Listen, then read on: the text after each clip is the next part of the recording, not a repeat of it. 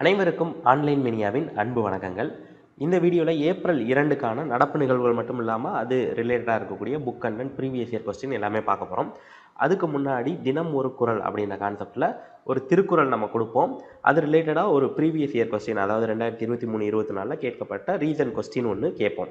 So இந்த குறள் என்னது அப்படின்னா, இன்றைக்கி அன்பிலார் எல்லாம் தமக்குரியர், அன்புடையார் என்பும் உரியர் பிறர்க்கு. அன்பில்லாதவங்க எல்லாத்தையுமே தனக்குன்னு வச்சுக்கிடுவாங்க. அன்புடையார் என்பும் அப்படின்னா என்னது, எலும்பை கூட மற்றவங்களுக்கும் கொடுத்துருவாங்க. இந்த குறள் இப்போ 2024 ஒரு டிஎன்பிஎஸ்சி எக்ஸாமில் கேட்டிருக்காங்க. எப்பயுமே திருக்குறள் ரொம்ப இம்பார்ட்டன்ட் அப்படின்றதுனால டெய்லி ஒரு குறளை கொண்டுட்டு போவோம்னு பார்க்குறோம். சரி, முதல் கேள்வி பார்க்கலாம்.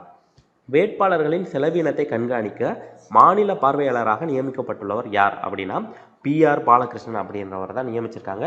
மீடியா ஆப்ஷன் எதுக்காக வச்சுருக்கோம் அப்படின்னா, இந்த ராஜ்குமார் ராவ், சச்சின் டெண்டுல்கர் இவங்களெல்லாம் தேர்தல் ஆணையம் தூதுவர்களாக நியமிச்சிருக்காங்க. இவர் ஒரு படத்தில் ராஜ்குமார் ராவ் அப்படின்ற ஒரு தேர்தல் ஆணையராகவே நடிச்சிருப்பார். அடுத்து ஷீதல் தேவி அப்படின்றவங்கள மாற்றுத்திறனாளிகளுக்கான தேசிய அடையாளமாக அறிவிச்சிருப்பாங்க தேர்தல் ஆணையம். இவங்க வந்து ஜம்மு காஷ்மீரை சேர்ந்த ஒரு வில்வித்தை வீராங்கனை, பாரா ஒலிம்பிக் போட்டிகளில் கலந்துக்கிருப்பாங்க.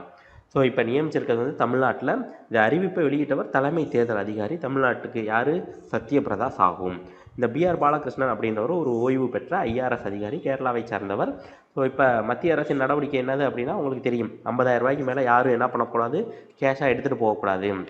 ஸோ இப்போ நிறைய அறிவிப்புகள் வெளியிட்டிருக்காங்க. அந்த தேர்தல் பணியின் போது இறக்குறவங்களுக்கு 15 லட்சம் நிவாரண உதவி, காயமடைஞ்சால் 7.5 லட்சம், சிறு காயமடைஞ்சால் 40,000. அதுவே தீவிரவாத தாக்குதலில் இறக்க நேரிட்டால் இந்த நிவாரணத்தை 2 மடங்காக உயர்த்தி கொடுக்குறோம் அப்படின்னு சொல்லியிருக்காங்க. இந்த 18வது மக்களவை தேர்தலில் ஒரு ஸ்பெஷல் இருக்குது. தமிழ்நாட்டில் ஒரு இடைத்தேர்தலும் வருது. என்னது அப்படின்னா, விளவங்கோடி தொகுதிக்கு. இது போக இந்த 18வது மக்களவை தேர்தலில் ஒரே கட்டமாக தேர்தல் நடக்கக்கூடியது தமிழ்நாட்டில் மட்டும்தான். அதை தெரிஞ்சு வச்சுக்கலாம். இப்போ இந்த தலைமை தேர்தல் அதிகாரி அப்படின்றவரை பார்த்தோம்ல, சத்யபிரதா சாஹூ. இப்போ இந்த தலைமை தேர்தல் அதிகாரி அப்படின்னா யார், அவரை பற்றி சில விஷயங்கள் பார்ப்போம். சரிங்களா. இவரை நியமிக்கக்கூடியது யார் அப்படின்னா இந்திய தேர்தல் ஆணையம்.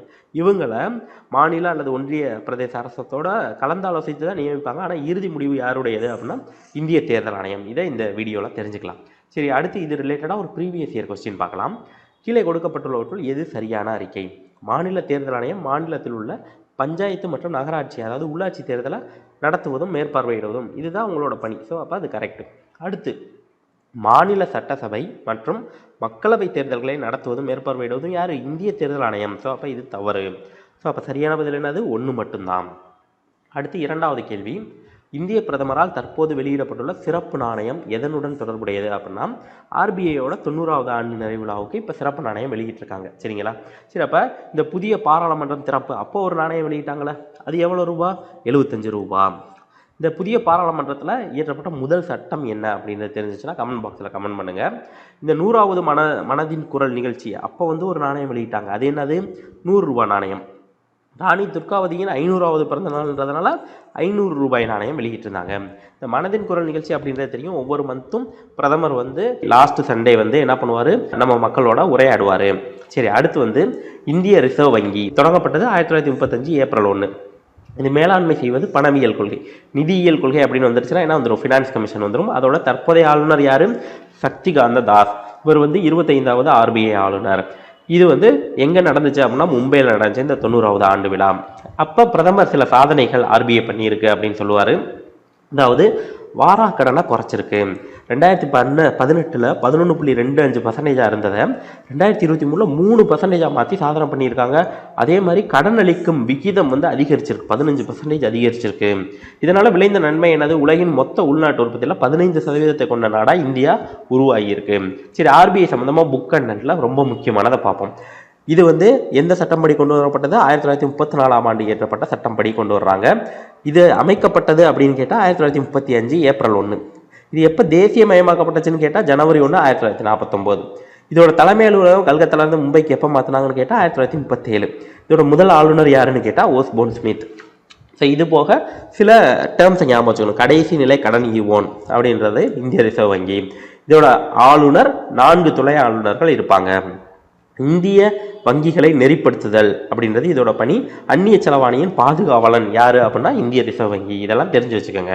சரி, இப்போ ஒரு ப்ரீவியஸ் இயர் கொஸ்டின் பார்ப்போம். இந்திய ரிசர்வ் வங்கி மலிவு பணக்கொள்கையை பின்பற்ற முடிவெடுத்தால் அதன் விளைவாக என்ன ஆகும்னு கேட்டிருக்காங்க. இந்த மலிவு பணக்கொள்கை அப்படின்னா என்னது அப்படின்னா, இப்போ பணம் யாருமே செலவழிக்கலை அப்படின்னா என்ன பண்ணுவாங்கன்னா இந்த சீப் மணி பாலிசியை கொண்டுட்டு வருவாங்க. அதுபடி என்ன பண்ணுவாங்கன்னா வங்கியோட வட்டி விகிதத்தை குறைப்பாங்க. அப்போ என்ன பண்ணுவாங்க, நிறைய பேர் கடை வாங்குவாங்க. அப்போ தொழில் நடக்கும், உற்பத்தி அதிகரிக்குது, அப்போ அவங்களுக்கு வருமானம் வருது அப்படின்னா அதை செலவு பண்ணுவாங்க. ஸோ அப்போ பணப்புழக்கம் அதிகரிக்குது. ஸோ பணப்புழக்கத்தை அதிகரிக்கிறதுக்காக சீப் மணி பாலிசி அப்படின்றத கொண்டு வருவாங்க. டைட் மணி பாலிசி அப்படின்னு ஒன்று இருக்குது, அதையும் தெரிஞ்சுக்கோங்க. சரி, அடுத்து வந்து இந்தியாவிலேயே அதிகமான பொருளுக்கு புவிசார் குறியீடு பெற்றுள்ள மாநிலம் எது அப்படின்னா உத்தரப்பிரதேசம். முதல்ல தமிழ்நாடு இருந்துச்சு, இப்போ 2ஆவதுக்கு போயிடுச்சு. அஸ்ஸாம் எதுக்காக வச்சுருக்கோம் அப்படின்னா இதில் வந்து காஜி நீமு அப்படின்னு ஒரு எலுமிச்சம்பழத்துக்கு புவிசார் குறியீடு வாங்கியிருந்தாங்க லேட்டஸ்ட்டாக. மணிப்பூரில் கருப்பு அரிசிக்கு லேட்டஸ்ட்டாக ஜிஐ டேக் வாங்கியிருந்தாங்க. உத்தரப்பிரதேசத்தில் புதுசாக 15 தயாரிப்புகளுக்கு வாங்கியிருக்காங்க. அதனால தான் அது ஃபஸ்ட்டு வந்துருச்சு. மொத்தம் 69. இதில் முதல் இடத்துல இருக்கக்கூடிய நகரம் அப்படின்னு பார்த்தோம்னா வாரணாசி 30 பொருட்களுக்கு ஜிஐ டேக் வாங்கி வச்சுருக்காங்க. இது உணர்த்தக்கூடியது இந்த ஜிஐ டேக் அப்படின்னா இந்த கலாச்சாரம், சமூகம், கைவினைப் பொருட்களின் தனித்துவத்தன்மையை உணர்த்துது. இதனால் விளையக்கூடிய நன்மை என்ன? ஜிஐ டேக் வாங்கணும் அப்படின்னா நமக்கு ஒரு அத்தாரிட்டி அல்லது ஒரு பிராண்டிங் கிடைக்குது. ஸோ அப்போ பிராண்டிங் கிடைக்கிறதுனால நமக்கு மார்க்கெட் அப்படின்றது பெருசாகுது. இதனால் உள்நாட்டு உற்பத்தியும் அதிகரிக்கும், ஏற்றுமதியும் அதிகரிக்கும். சரி, இந்த ஜிஐ டேக் சம்மந்தமாக புக்கில் என்னென்னு கொடுத்துருக்காங்க அப்படின்னு பார்ப்போம். புவியியல் குறியீடு என்பது குறிப்பிட்ட புவியியல் பிரதேசத்தில் தயாரிக்கப்படும் பொருட்களின் மீது பயன்படுத்தப்படும் ஒரு குறிப்பு தான். சரிங்களா? சரி, இதை வந்து அப்படியே பாஸ் பண்ணிவிட்டு கீழே இருக்கக்கூடியதை இடம், உற்பத்தி பொருள் என்ன அப்படின்றத ஒரு ரீடிங் பண்ணுங்கள். அடுத்ததில் ஒரு ப்ரீவியஸ் இயர் கொஸ்டின் வரும், அதுக்கு நீங்களாம் ஆன்சர் பண்ணிடலாம். சரி, இப்போ பாஸ் பண்ணிடுங்க. பாஸ் பண்ணிவிட்டு படித்து மனப்பாடம் பண்ணுங்கள். அடுத்து வந்து இந்த ப்ரீவியஸ் இயர் கொஸ்டினை பார்ப்போம். இப்போ மஞ்சள் அப்படின்றது எங்கே? ஈரோடு. பாய் அப்படின்னா பத்தமடை. அடுத்து பண்ணப்பூச்சினா தஞ்சாவூர். சுங்குடினா மதுரை. இதை நீங்கள் படிச்சிருந்தீங்கன்னா இப்போ கரெக்டாக ஆன்சர் பண்ணியிருப்பீங்க. அடுத்த கேள்வி பார்க்கலாம். பெண்களின் நிலை குறித்த ஐநா ஆணையத்தின் தலைவராக நியமிக்கப்பட்டுள்ளவர் யார் அப்படின்னா அப்துல் அசீஸ் அல்வாசில் அப்படின்றவரை நியமிச்சிருக்காங்க. இந்த சைமா வசைத் அப்படின்றவரை எதுக்காக வச்சிருக்கோம் அப்படின்னா இவங்களை வந்து உலக சுகாதார நிறுவனம் தென்கிழக்கு பிராந்தியத்தின் இயக்குனராக நியமிச்சிருக்காங்க. இவங்க யாரு அப்படின்னா வங்கதேச பிரதமர் ஷேக் ஹசீனாவோட மகள். அடுத்து ருசிரா கம்போஜ் அப்படின்றவங்க யாரு? ஐநாவுக்கான இந்தியாவின் நிரந்தர உறுப்பினர். அடுத்து மிருத்யுஞ்சய் மொஹபத்ரா அப்படின்றவங்க யாரு? இந்தியாவின் புயல் மனிதர் என்று அழைக்கப்படுபவர். இவர் வந்து உலக வானிலை அமைப்பின் துணைத் தலைவராக நியமிக்கப்பட்டிருக்காரு. இந்த அப்துல் அசீஸ் அல்வாசில தேர்ந்தெடுத்ததுனால நிறைய பிரச்சனை போய்கிட்டு இருக்கு. என்னது அப்படின்னா இந்த சவுதி அரேபியா அப்படின்றது பெண்களின் உரிமைகள் அப்படின்றத ரொம்ப நசுக்கி வச்சிருக்கக்கூடிய ஒரு நாடாக இருக்குது. ஏன்னா இப்போ தான் அவங்க இதுலேருந்து ஒரு முதல் விண்வெளி வீராங்கனை, அதுக்கப்புறமா மிஸ் யூனிவர்ஸ்லேயே இப்போ தான் முதல் பெண் கலந்துக்கிறாங்க. இப்படிலாம் பிரச்சனைகள் இருக்குது. அதனால் இது வந்து ரொம்ப விமர்சனமாக கொண்டுட்டு போகிறாங்க.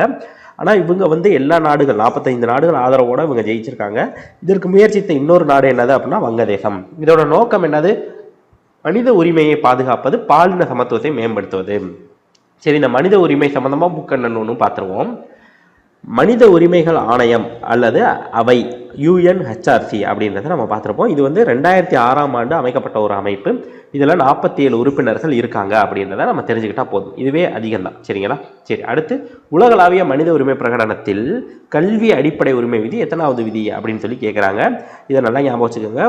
உலகளாவிய மனித உரிமை பிரகடனம் யூனிவர்சல் டிக்ளரேஷன் ஆஃப் ஹியூமன் ரைட்ஸில் 26வது விதி. சரி, அடுத்து 5வது கேள்வி பார்க்கலாம். லலித் கலா அகாடமியின் தலைவர் அதிகாரத்தை குறைத்துள்ள மத்திய அமைச்சகம் எது அப்படின்னா கலாச்சாரத்துறை அமைச்சகம். இதில் மற்ற ஆப்ஷன் எதுக்காக வச்சுருக்கோம்? கல்வி அப்படின்றது வந்து தமிழ்நாட்டில் அனைத்து பள்ளிகள்லையுமே என்ன கொண்டுட்டு வர போகிறோம்? ஸ்மார்ட் போர்டு கொண்டுட்டு வர போகிறோம் அப்படின்னு சொல்லியிருக்காங்க. விவசாயம் அப்படின்றது எதுக்காக வச்சுருக்கோம் அப்படின்னா இந்த ICCC அப்படின்றத பற்றி நம்ம படிச்சிருப்போம். இதோட எக்ஸ்பேன்ஷன் தெரிஞ்சுன்னா கீழே கமெண்ட் பண்ணுங்கள். இது விவசாயம் சார்ந்தது. அடுத்து தகவல் தொடர்பு அப்படின்னா நம்ம சன்சார் சாதி மொபைல் ஃபோன் தொலைஞ்சு போச்சுன்னா அதை கண்டுபிடிக்கிறதுக்கு கவர்மெண்ட் வெளியிட்டிருக்கக்கூடிய ஒரு செயலி பற்றி பார்த்துருந்தோம். சரி, இந்த லலித் கலா அகாடமி அப்படின்றத 5 ஆகஸ்ட் 1954 அப்போ மௌலானா அபுல் கலாம் ஆசாத் முன்னாள் கல்வி அமைச்சர் அவர் தான் தொடங்கி வச்சார். உறுதுணையாக இதுக்கு இருந்த சட்டம் அப்படின்னா சங்கங்கள் பதிவு சட்டம் 1860. இதோட நோக்கம் என்னது? நாட்டின் கலையை மேம்படுத்துவது. அப்போ இதுக்கு நிதியுதவி கொடுக்கக்கூடியதான் இந்த மத்திய கலாச்சார அமைச்சகம். இதோட பிராந்திய மையங்கள் சென்னை உள்பட 5 இடங்களில் இருக்குது. இதோட பணி என்னது? நவீன நாட்டுப்புற பழங்குடியின கலைகளை தொகுத்து ஆவணப்படுத்துவது தான் இவங்களோட பணி. உலகின் பல்வேறு பகுதிகளுக்கு கலாச்சார நிகழ்ச்சிகள் மூலம் இந்திய கலையை தெரியப்படுத்துவது அல்லது பிரபலப்படுத்துவது. இப்போ என்ன நடந்திருக்கு? லலித் கலா அகாடமியின் தலைவர் நிர்வாக நடவடிக்கைகளில் ஈடுபடுவதை தடுக்கிற விதமாக இந்த கலாச்சாரத்துறை அமைச்சகம் சொல்லியிருக்காங்க. சரி, கலைகள் அப்படின்னு சம்மந்தமாக புக் என்ன இருக்குது அப்படின்னு பார்த்தோம்னா நம்ம தமிழ்நாட்டை பொறுத்த வரைக்கும் ஆயக்கலைகள் 64 அப்படின்னு சொல்லுவோம்.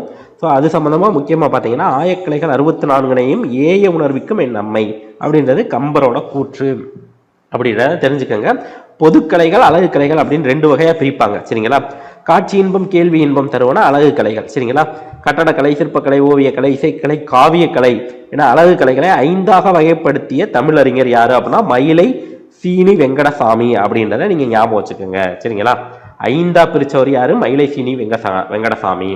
அடுத்த 6வது கேள்வி, உலகின் முதல் உணர்ச்சி நுண்ணறிவுடன் கூடிய முதல் உரையாடல் ஏஐயின் பெயர் என்ன அப்படின்னா ஹியூம். ஐரிஸ் அப்படின்றது இப்பதான் பார்த்திருப்போம். இவங்க வந்து முதல் பள்ளி ஏஐ ஆசிரியை கேரளாவை சேர்ந்தவங்க. அடுத்து லிசா அப்படின்றது யாரு? முதல் ஏஐ செய்தி வாசிப்பாளர் ஒடிசாவை சேர்ந்தது. அடுத்து டெவின் அப்படின்றது முதல் software engineer, AI software engineer Devine. இந்த ஹியூம் அப்படின்ற நிறுவனம் தான் நியூயார்க்ல இருக்கக்கூடியது. இதுதான் என்ன பண்ணியிருக்காங்க, இந்த செயலியை இது பண்ணியிருக்காங்க, ஏஐ சாட்பாட்.